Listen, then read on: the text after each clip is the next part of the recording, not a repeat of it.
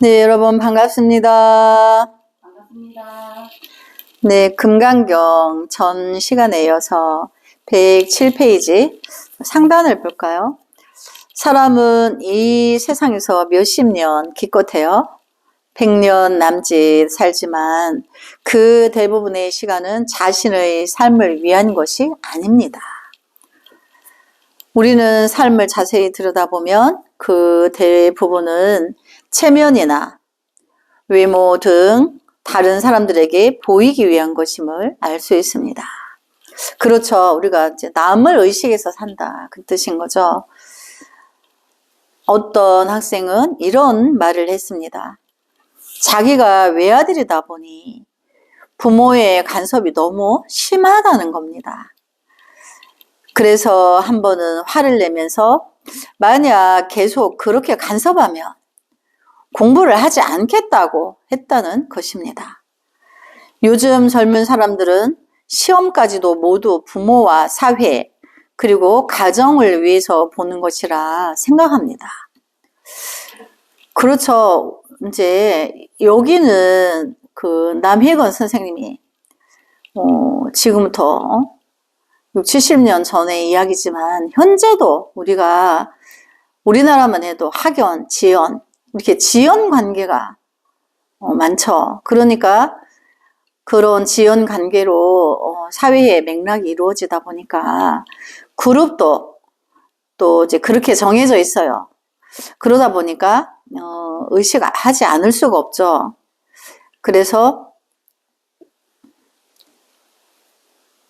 이제 사람이란 참으로 불쌍한 존재여서 한평생 하루 3끼를 먹어도 겨우 30% 정도만 자기 생명을 유지하는 데 쓰일 뿐 나머지 대부분은 창자 속의 회충이나 몸 안의 각종 세균 등 신체 중의 난생, 습생, 화생을 위해 사용됩니다. 우주 중의 일체 중생 및 각종 현상이 우리 인체 속에 모두 다 들어있는 셈입니다. 이 때문에 인체를 소우주라고 합니다. 그러니까 우리가 이제 우리 서가모니 부처님 금강경에 보면 서가모니 부처님은 이제 사생의 이제 자부이고 스승이다. 자비로운 아버지시고 스승이다 하는데 그 사생이 이제 알로 낳는 것, 태로 낳는 것, 화여서 낳는 것, 습하여서 낳는 것 이렇게 4가지 부류의 자비로운 아버지시면서 스승이시다. 분명히 이제 그렇게 돼 있죠. 근데 그게 그 4종류의 그 생이 따로 분리된 게 아니고 우리 몸 안에 다 가지고 있다는 거죠. 우리가 배고파서 밥을 먹지만 대장 속에 수많은 미생물들에게도 주고 또 우리가 호흡기를 통해서 바이러스가 이제 눈으로는 안 보이는데 호흡기를 통해서 또 내 몸 안에 들어오면 또 우리가 또 전염병에 또 전염이 되고 그러죠. 그래서 어찌 보면 내 몸 안에 다 가지고 있다. 그래서 인체를 소우주에 비유를 한다. 또 육체만 가지고 그런 게 아닌 거죠. 사실은 육체를 통해서 정신세계와 또 연결돼 있다 보니까 소우주를 한다. 왼쪽 눈은 태양으로서 양이며 오른쪽 눈은 달로서 음입니다. 우리 몸의 대장과 소장은 신체 중의 강이요 바다입니다. 서유기에서는 이것을 밑빠진 동굴이라 표현했습니다. 먹으면 배설내버려서 영원히 채울 수 없는 밑빠진 동굴입니다. 인체 내부에는 각종 생명이 있습니다. 정충이나 난자를 포함하여 매 세포가 모두 하나의 생명인데 이들은 모두 선정과 관계가 있습니다. 진정한 수행 과정은 이렇습니다. 정을 얻은 초선에서 염에 머뭅니다. 잡념과 망상이 없어집니다. 그러니까 이제 우리가 참선할 때 이제 초선에서 사선까지를 말하는데 한번 볼까요? 우리 대장 안에 있는 그 세포, 그 정충이나 이제 매 세포들이 다 생명인데 그들은 모두 선정과 관계가 있다. 그렇죠. 그래서 이제 진정한 수행 과정은 이렇습니다. 정을 얻은 자는 초선의 염에 머뭅니다. 그러니까 초선에서는 자기의 이제 생각이 일어나지 않게 하기 위해서, 생각을 차단하기 위해서 우리가 화두를 들죠. 도대체 무엇이 순교의 증명지음에 나감인가? 도대체 뭘 해서 내가 순교에 순교를 알아야 되는데, 그 순교는 증명을 해내야 돼. 근데 그 증명지음에 나가야 되는데 도대체 그게 무엇이냐? 이렇게 끝없는 의정을 일으켜서 나의 끝없이 일어나는 분별을 차단하는 거죠. 그거를 우리가 초선의 염이라고 한다. 그래서 화두를 염한다 그러죠. 그때는 잡념과 망상이 없어집니다. 또 이 선에서는 기가 머뭅니다. 소위 기맥이 통하게 되며 외부 호흡이 정지됩니다. 그러니까 이렇게 해서 깊은 호흡으로 들어가면 기가 내 몸을 왕래하는데 내가 외부 호흡 들이쉬고 내뿜고 하는 게 외부 호흡이죠. 이 외부 호흡이 차단된다는 거예요. 근데 심장이 멈추진 않아. 심장은 박동을 해. 그래서 외부 호흡을 차단함으로 해서 내 몸 안에 기를 충전해서 비유하자면 배터리처럼 이렇게 쓴다는 거죠. 호흡은 정지했는데 심장 박동은 하고 있어. 그게 이제 초선에서 2선으로 들어가면 그런 과정에 든다. 그리고 또 3선에서는 맥이 머뭅니다. 맥박이 뛰지 않고 심장의 고동마저도 아주 완만해집니다. 그래서 맥박도 심장의 고독도 미약하게 뜨는 거, 에너지를 보호하기 위해서.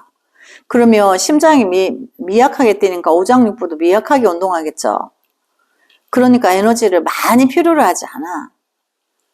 그래서 호흡에서 기를 몸 안에 채워서 바깥에 이제 들어오고 나가는 호흡을 차단해가지고 그 안에 차단된 에너지로 이제 맥박이나 심장 박동을 떨어뜨려서 이제 완만하다는 거는 느려진다는 거예요. 그것이 이제 3선이다. 4선에서야 비로소 염을 버리고 청정해집니다. 몸과 마음 모두 떨쳐버려 어느 감각도 느끼지 못합니다. 4선에 들어가면 이제 내가 맥박이 뛰고 내가 몸이 이렇게 앉아있고 이런 의식이 다 내려놨기 때문에 없다는 거예요.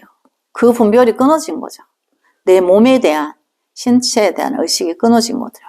그래서 어떤 감각도 없다. 그럼 이제 뭐 옆에서 전쟁이 나고 천만의 군사가 뭐 마차를 끌고 지나가도 몰라. 그게 차단이 됐기 때문에, 그리고 다 놓아버렸기 때문에 그렇다는 거예요. 그렇지만 기가 머무르고 맥박이 정지하는 정의 경계에 돌아가기 위해서 먼저 자기 신체에서 난생, 습생, 태생, 화생 등 12종류의 생명이 모두 변화해야만 비로소 가능합니다. 바로 요가에서 말하는 기질 변화입니다. 우리가 이렇게 색신을 전환시키지 않고 정을 이렇게 얻으려 한다면 그것은 절대로 불가능합니다. 그러니까 이제 자기가 사선에 가서는 내 안에 있는 모든 생명들이 기운을 전환한다는 거죠. 그렇게 됐을 때 이제 진정한 정에 도달을 한다. 근데 그 정은 뭐라고 하죠? 맥박이 정지한다. 이제 맥이 뛰지 않는다는 거예요. 쉬어 있는 거예요. 근데 죽었느냐? 아닌 거죠. 그럼 모든 분별이나 감각이나 우리 감각 있죠. 이런 것도 쉬어져서 누가 찔러도 그때는 누가 강제로 깨우지 않으면 안 된다는 거죠. 그래서 그렇게 됐을 때 모든 게 쉬어져서 자기 안에 이제 때가 되면 그 불성과 만나게 되어서 그 불성을 이제 그동안에 내가 살아왔던 그 통팔식 분별의 경계를 모두 정화를 해서 자기가 정에 들어서 안주한다는 거예요. 이제 어떤 시련이나 고통이나 어떤 분별이 찾아와도 그냥 지나갈 뿐인 거지 내가 동화되지 않는다는 거죠. 그래서 여기서 말하는 것은 이제 그 수행 과정을 말해주는 거죠. 내 안에 있는 신체에 있는 모든 미물들도 기로서 전환한다는 거예요.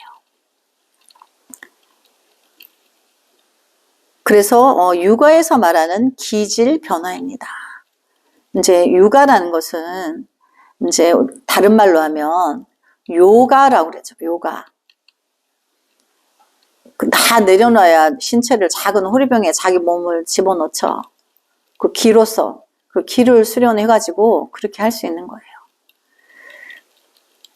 그래서 그렇게 하면서 자기 몸에 어떤 고통이나 이런 걸 이제 모르는 거죠. 그래서 예를 들어서 병뚜껑을 닫아놔도 안에 기로서 호흡하고 있기 때문에 죽지 않는 거예요.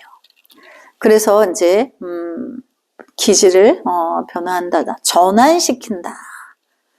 그럼 내가 오롯이 내 정신세계가 내 안의 불성과 하나 되어서 모든 중생계의 이제 오온 70, 80이 이제 쉬어져서 일어나지 않아. 그래서 어떤 감각이나 이런 것도 이제 쉬어 있는 거죠. 일어나지 않는 거죠. 그래서 이제 수행 과정을 정확하게 이렇게 이제 정리를 해주신 거예요. 아까 그 학생은 바로 그 부분을 듣고자 한 겁니다.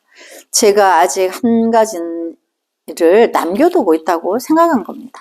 이 부분은 실제 공부를 말하려는 것이지만 믿는 사람은 거의 없습니다. 왜 믿지 않을까요? 안 해본 거고 두려워서 내가 안 가봤기 때문에 두려워하고 의심하는 거예요. 그 의심 속에는 두려움이 있는 거죠. 그래서 자기가 거기까지는 난 아는 것 같아, 나 못해 이렇게 포기하는 거죠. 믿음이 없으니까. 그래서 믿음이 없긴 하지만 사실은 이건 있는 거죠. 진실 그대로인 거죠.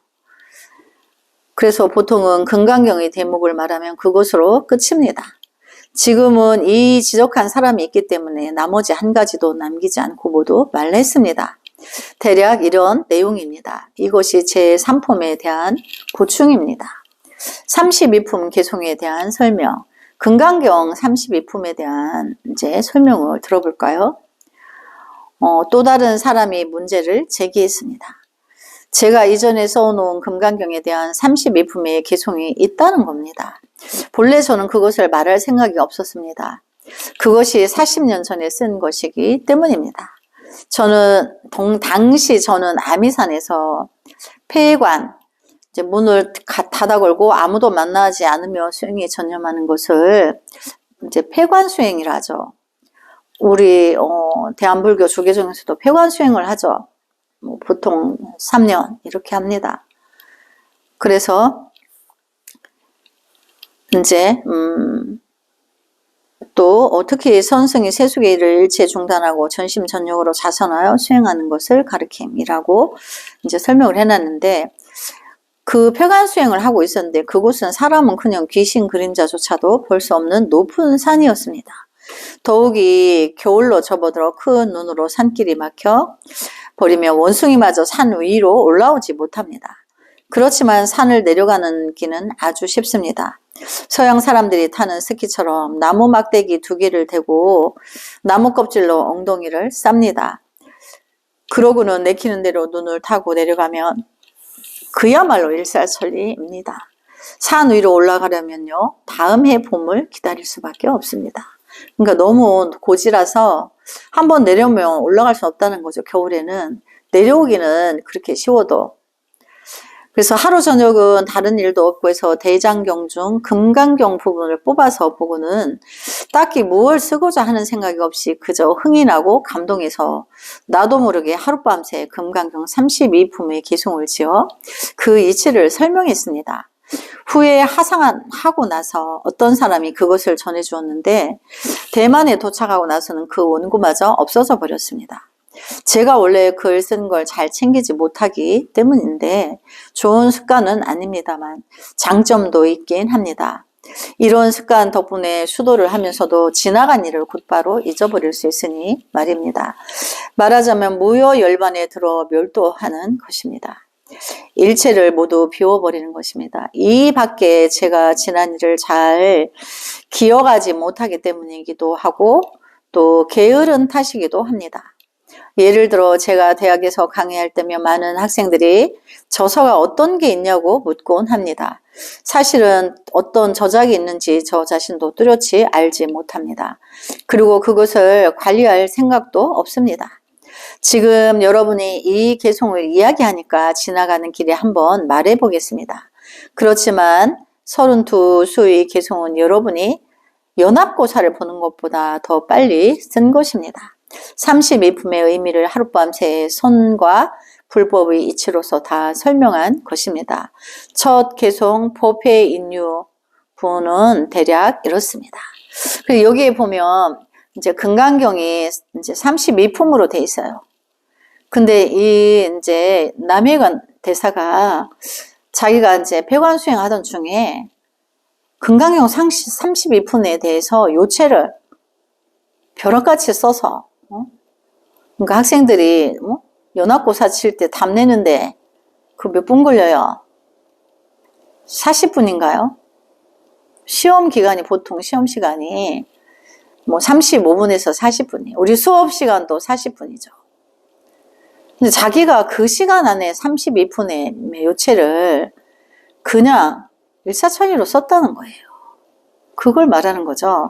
그래서 이제 제1품의 개송에 각 품마다 자기가 개송을 요체로 써놨다는 거예요. 그래서 1품의 개송을 볼까요? 승복을 입으니 멸류관 안서 가볍고 천집을 탁발하니 땀투성이 길이로다. 그러니까 승복을 입었다는 것은 부처님 제자죠. 공부해서 도를 이루고 나면 이제 그 왕이 가진 그 멸류관보다 더 위대한 최상승의 공부를 마쳤는데 그 왕이 쓰는 멸류관 같이 그런 걸 안 써서 좋다. 왜냐하면 무위의 수행이기 때문에 내가 어떤 것 상을 짓지 않기 때문에 그런 걸 이제 안 써서 가볍다. 그러니까 너무나 이제 자유롭고 홀가분한 어떤 거에 내가 털끝만큼도 내가 이제 방해됨이 없고 나를 거스르는 것도 없고 그래서 대자유를 이렇게 표현을 한 거예요. 깨달은 이의 대자유는 멸류관을 안 써서 가볍다. 그렇지만 멸류관 이상의 중생계에 나의 진정한 진리의 성품을 만나서 모든 부처의 왕이 됐는데 부처님 세계는 그 물질을 초월하기 때문에 그런 거에 두지 않기 때문인 거죠. 천집을 탁발하니 땀투성이 길이로다. 그래서 천집을 탁발한다는 것은 내가 부처님의 84,000 세계 그 진리에 다 내가 터득해야 되죠. 그거를 그렇게 비유한 거예요. 그렇게 하자니까 공부하는데 이제 집중해서 빨려 들어가다시피 해서 그렇게 하다 보니까 땀이 나는지 뭔지도 모르게 그렇게 했다는 거죠. 그래서 아무리 고달파도 결국은 대충인 것을. 근데 이제 그 공부하는 그 순간 과정에는 고달픔이 있는 거예요. 공부하다 보면 이제 뭐가 제일 방해가 되냐면 중생의 육신을 갖고 있다 보니까 하루 3끼를 먹어야 돼. 가볍게라도. 안 먹으면 안 돼요. 근데 또 이제 먹었기 때문에 화장실 가야 되죠. 그런 게 너무 번거로운 거예요. 근데 또 참선하고 앉아있으면 무엇이 거추장스러운가? 호흡이 거추장스러워요. 호흡을 안 하면 살 수 없는데 들이쉬고 내쉬는 그 자체가 너무나 번거롭고 거추장스러워요. 그래서 화두 들고 깊이 들어가다 보면 어느 순간에 호흡이 멈췄는지 안 멈췄는지는 모르는 상태에서 깊이 들어가면 삼매에 들었다는 거예요. 그때는 분명 이제 숨을 안 쉬고 있는데 그렇다고 죽은 게 아니고 호흡을 차단하고 안에서 완만하게 느리게 맥박이 뛰고 또 더 깊이 들어가면 맥박도 쉬어요. 근데 죽은 건 아닌 거죠. 정리에 들었기 때문에. 근데 거기서 얼마나 들어있는지 시간 관념이나 이런 게 없다는 거죠. 그래서 아무리 고달프다고 이렇게 과정 중에는 그렇게 하나 그거를 인간의 머리로 다 머리에 부처님의 84,000 경계의 진리를 다 인지할 수 없어요. 한꺼번에 갖고 있지 못하죠. 한계가 있기 때문에. 그래서 대충이고 어떤 때는 생각나다 생각 안 나다. 또 때에 따라서 인연 따라 본문이 또 일사천리로 나오기도 하고 이제 그런 것을 이제 우리 인간의 육신이 대충 한계점에 있는 부분을 두고 고달파서 했다 해도 열심히 했다 해도 대충 한 것밖에 다 인지하고 다 기억하지 못하기 때문에 그런 거예요. 자리 깔고 여행길 회포를 말끔히 씻어낸다. 그래서 이제 참선에 들어서 여행길의 회포를 말끔히 씻어낸다. 분별이 끊어졌다는 거죠. 분별이 끊어져야 이제 회포를 푸는 거고 쉬는 거와 같죠. 그래서 이제 일품에서 그렇게 자기가 개성을 요체를 그렇게 표현했다는 거죠. 근데 이거는 이제 공부한 사람만이 이 진리를 알 수 있는 거죠. 그리고 또 승복을 입으니 면류관을 안 써 가볍고 치의란 승려들이 입는 옷입니다. 인도의 법도에 따르면 출가인은 염색한 옷을 입고 고상한 평민은 흰 옷을 입습니다. 그래서 지금도 우리가 출가인에게 편지를 쓸 때면 제2일 끝에다 자칭 백의 모모라 해서 자신이 백의고사임을 표시합니다. 출가하지 않은 인들은 백의고사다. 그러니까 저 공부하는 사람이다 이걸 말하는 거죠. 출가인의 옷은 염색을 하는데 이것을 치의라 합니다. 바로 서가모니 불이 출가요 승복을 걸쳤다는 것을 말합니다. 황제가 쓰고 있는 관이 면류입니다. 중국에서는 이것을 천관이라 하는데 앞에 구슬 같은 것이 매달려 있었습니다. 이 구절의 의미는 황제가 되기를 그만두었다는 것입니다. 달리 말하면 제왕의 부귀를 버리었다는 것입니다. 서가모니 불도 이처럼 황제의 관을 대수롭지 않게 내던졌습니다. 그러니까 승복을 입으려면 왕의 옷과 왕의 관을 왕관을 내려놔야 되죠. 그래서 가장 인간 세계에서 최상승의 수승한 경지를 얻는데 그 왕의 왕관이 뭐라고 안 붙겠어요. 모르니까 왕권을 다투죠. 중생이니까. 그래서 이제 여기 보면 이제 그 남익은 선생이 다 해석을 해놨어요. 제왕의 부귀를 버릴 수 있고 일체를 놓아버릴 수 있을 때야 비로소 불법을 배울 자격이 있다는 것입니다. 서가모니 불도 이처럼 황제의 관을 대수롭지 않게 내던졌습니다. 천집을 탁발하니 땀투성이 기르다. 그런 후 서가모니 불의 신분으로 바깥으로 나가 화연을 하지 않습니까? 가난한 집이든 어떤 집이든 가리지 않고 모두 찾아가 화연합니다. 화연한다는 건 이제 탁발을 말하는 거죠. 그러니까 뭔가를 이제 함께 고를 나누기 위해서 탁발하러 가는 것은 사실은 자비를 베푸는 거죠. 뭔가 공양을 해서 그에게 복이 가라고. 그 어려운 일을 하는 거죠. 근데 중생의 입장에서는 자기가 좋은 음식을 나눠줘야 되니까 부정할 수 있죠. 근데 본질을 알면 우리 집에 탁발 오신 거에 대해서 천배를 해야 돼. 그래서 감사하게 이제 공양을 드려야 되는 거죠. 그래서 이제 그렇게 집집마다 다니니까 땀투성이다. 왜냐하면 서가모니 부처님 제3시에 또 그렇게 다닐 때 그쪽에 열대지방이죠. 뜨겁단 말이에요.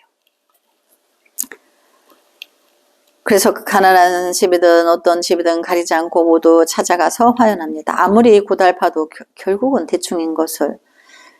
우리 인생은 왜 이렇게 고달플까요? 불교에서 이것을 노생이라 하는데 한평생 고생스럽다는 겁니다. 이처럼 고달프게 평생을 지내고 나면 최후는 영문도 모르게 와서 영문도 모르게 갑니다.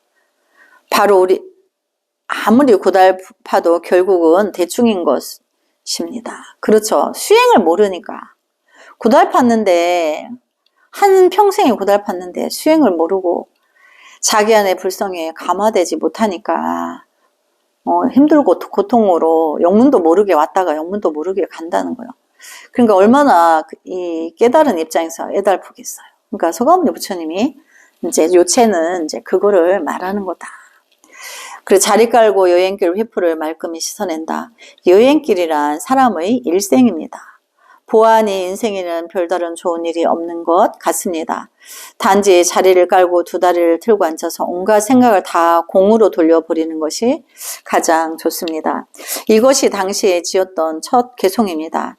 당연한 일이지만 이 문장은 제가 보아도 별로 마음에 들지 않습니다. 그러나 때론 이런 상상도 해봅니다. 지금 다시 쓰라고 한다면 하룻밤새 써낼 수 없을 것 같다고요. 인생은 이처럼 이상합니다. 그러면 이 폼은 다음 시간에 할까요? 네, 성불하지 않겠습니다. 남은 서가모니분.